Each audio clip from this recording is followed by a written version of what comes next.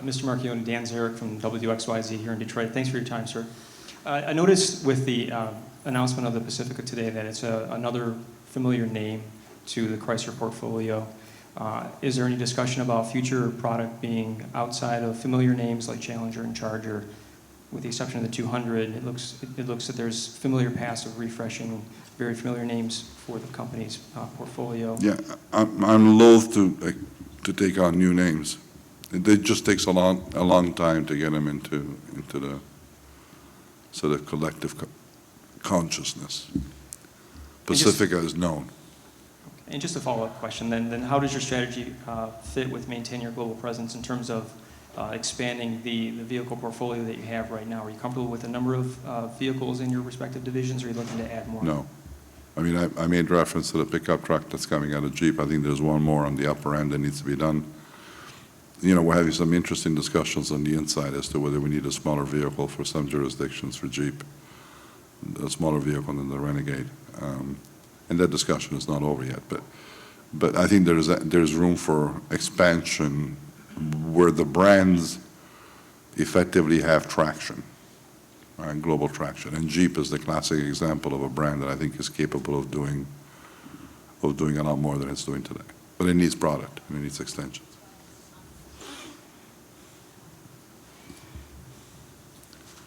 Brian Traring, 13 ABC Toledo. I want to ask you about the timetable for moving Cherokee from Toledo, as well as any interest you may have in the land offered by the city to FCA. Where does that stand? Look, the conclusion that we have as of today is that we can actually fully meet our objectives for both Wrangler and the pickup by using the existing installations.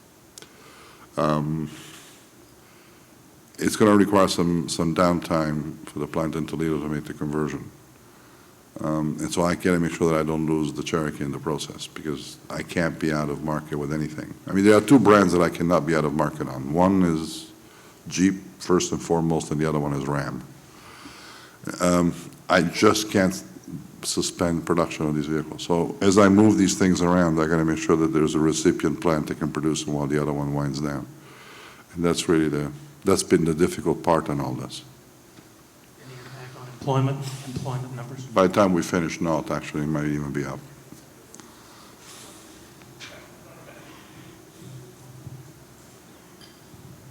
Ed does not run this fast in years. Ed Garson, ladies and gentlemen. Yeah. Mr. Marchionne, sorry, I didn't introduce myself before. Peter Langell, CKLW Windsor. You've had some success, or some would say success, spinning off Ferrari from FCA. I think we have had non-stop success. We have had success. Are any thoughts to perhaps spinning off other brands? No, I'm done. Okay, thanks. All right. I've got one up there, and I'm actually, let me get an ask one. Hi, Jeff Gilbert from WWJ in the back of the room.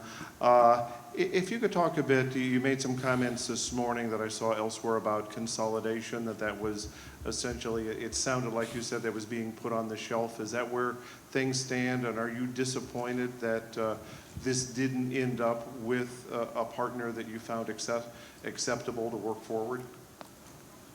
Disappointed is a pretty strong word. You know, nobody ever approached this topic with the expectation that things would happen instantly. I think it's fair to say that, notwithstanding all the noise in the marketplace and some of the responses that have been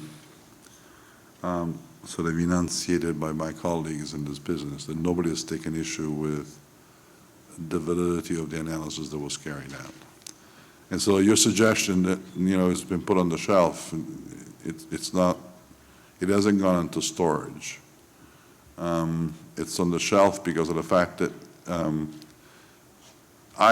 whenever you do these things, you have to trade off the benefit associated with a rather lengthy process of conversion of the other party to your views, as opposed to the execution of your plan to try and get to a zero debt position and $9 billion in profits by 2018. And when you risk adjust it and you look at the attention that the usage of my time and the usage of management time across the Group Executive Council devoted to the conversion process of a potential merge candidate against the benefits associated with achieving the plan, the returns are absolutely lopsided towards making the plan. Having said this, the inevitability of consolidation as a strategy to try and provide a solid platform for this business going forward is undisputed. And I would challenge any CEO, other than a premium automaker, to come into this room and argue otherwise. It's nonsense. And what you see out there, look, I'm old enough to have lived through, I'm not old enough to remember the tulip bubble in Holland in the 1700s. I think it was 1700s. But I'm old enough to remember all the nonsense that went on in the capital markets in connection with the internet. And I remember at the time I've been a CEO for more than 20 years, but I've been a CEO for 3 or 4 years, and I was running a business it was a conglomerate, but it was running a large position in primary metals and conversion. And I remember sitting there with a bunch of barely shaving analysts, I was talking to the males, who looked at me with this bewildered look whenever I answered a question about, what is your internet strategy? And I said, I don't have one, because I was running mines and conversions. And he looked at me like I just landed out of Mars. And we're now living through the same type of hype about connectivity and autonomous driving and everything else, as if all these things are going to come effortlessly and without a cost, without recognizing that the end benefit of all this is going to end up in a standardized solution. Because the great thing about autonomous driving is that it's colorless. You will not be able to recognize a car by the way in which it autonomously drives. It either does it safely or it doesn't do it safely. And we have now this bizarre desire to develop our own solution. And we're in this, we're going to go through this, right? So we're going to go through this incredible buildup of excitement that will reflect itself in the capital markets about the fact that some people are ahead of others on this issue and they're not on the same page. But ultimately, we will all end up there, because the supplier base is incredibly prolific, it's proficient, it's efficient. It will provide solutions. It will provide solutions that bridge the gap between people that have and don't have that solution. But we'll all end up in the same place. And in the interim, we will have continued to commit capital separately for a common venture that could have been standardized and commonized in the most cost-efficient way today. And nobody says anything. And so when confronted with this kind of reaction, the only thing you can do as a CEO of a house is to go back into your shorts and say, I'm going to run the hell out of this organization to try and maximize its potential, because the inevitability of that consolidation argument is undisputed and it's looming. It'll happen. And I'm honest enough intellectually to say that if I'm not the guy I'm not going to be here, because I will not do this forever. And I can't. There's a point in which you get tired of all this stuff. But I saw Bob Lutz trying to sell cars again on the thing, and as charming as I find it, I don't even know anything about the car, but if you see me on the stand here at his age, you take me out. I mean, just borrow a cart and mow me down. But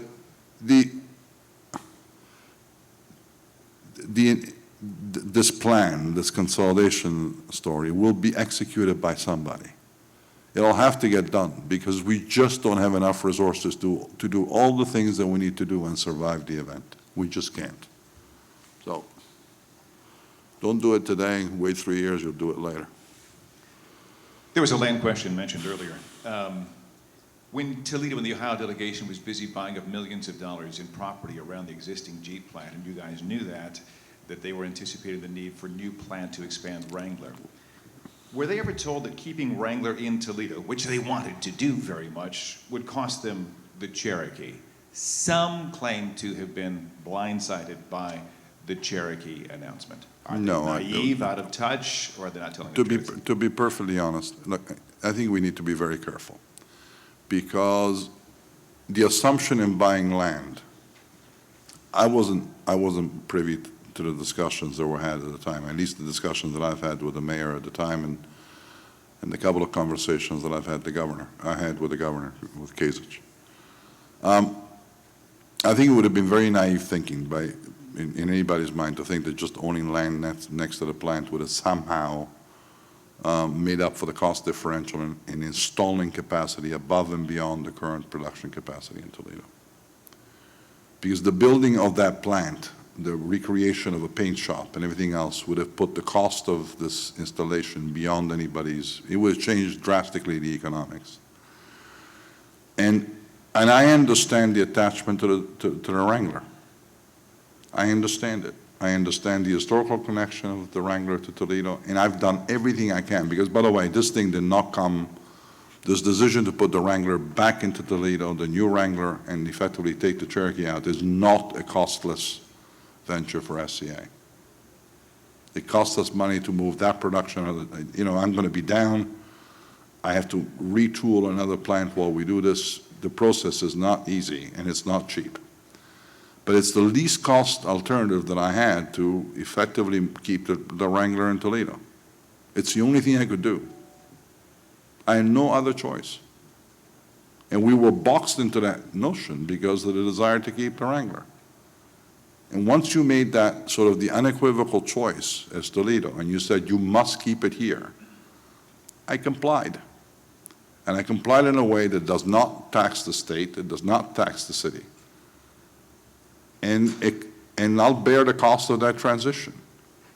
But I cannot go out there and make the inordinate economic decision of building additional capacity in Toledo to satisfy both the Cherokee and the Wrangler. Those two things can't coexist, because it would have pushed the cost of this project by over $1.5 billion over what I have today on the table as the alternative. And that's something I couldn't get to it. I didn't, you know, you turn the numbers every which way from Sunday, you just couldn't get there.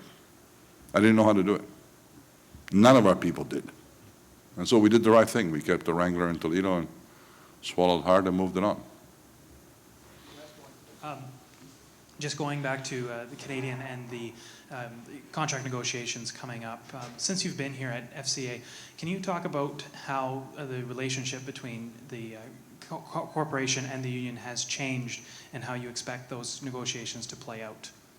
You're talking about the relationship between the Canadian Union or of the U.S. Union? The Canadian Union, Unifor. Well, you know, now that we've lost Ken Luenza, we've lost some of the color and the dialogue. But we have had little interface, to be honest, other than some very broad topic discussions with the unions. We have not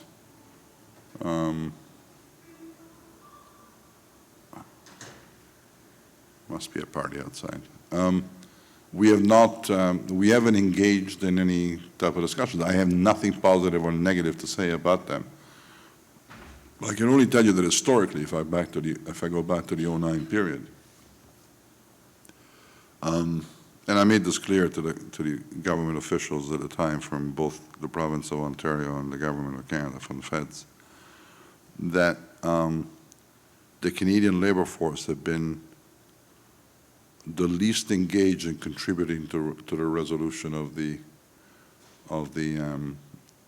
problems facing Chrysler at the time, and that all the concessions that were made in the U.S. This distinction between Tier 1s and Tier 2s was something that was unacceptable to the Canadian environment, and that had a set of consequences in terms of